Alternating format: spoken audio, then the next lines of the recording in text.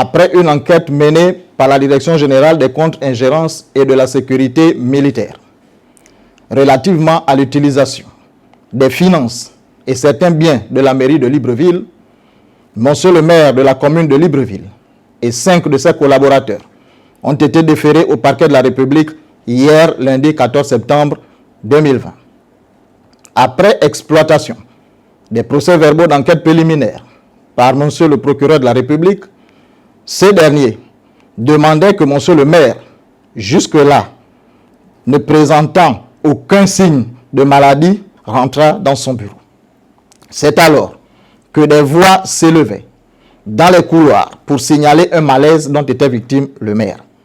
Immédiatement, le procureur de la République fit appel aux médecins militaires qui, sans désemparer, arrivaient sur les lieux quelque temps après.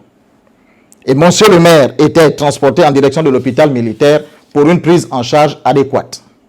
Au bout de celle-ci, et d'une observation qui a duré 24 heures, un rapport médical présentant un état général normal a été établi, lequel rapport médical est aussi accompagné d'une attestation de décharge signée de monsieur le maire qui s'est opposé à la pratique de certains examens sur sa personne. À la suite de ce qui précède, monsieur le maire a été déféré ce jour et un médecin l'a ausculté encore devant le procureur de la République avant son interrogatoire. Au cours du dit interrogatoire, monsieur le maire s'est exprimé clairement et sans difficulté particulière. Eu égard à tout ce qui précède, une information a été ouverte contre monsieur le maire, le chargé d'études près de l'inspecteur général municipal chargé du domaine public et monsieur l'inspecteur général des municipalités de la commune de Libreville pour des faits d'association de malfaiteurs, détournement de deniers publics, blanchiment de capitaux, extorsion de fonds, concussion, corruption passive, chantage, faux, usage de faux et complicité de faux tour à tour.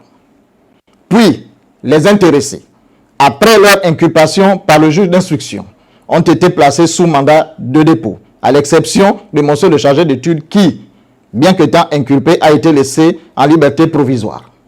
Signalons que des 6 personnes déférées, 3 ont été mises hors de cause pour défaut de charge. Je clôt mes propos en indiquant que les droits des mises en cause ont fait l'objet du respect le plus scrupuleux.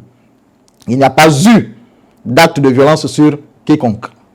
Et l'état de santé de monsieur le maire continuera de faire l'objet d'une attention toute particulière.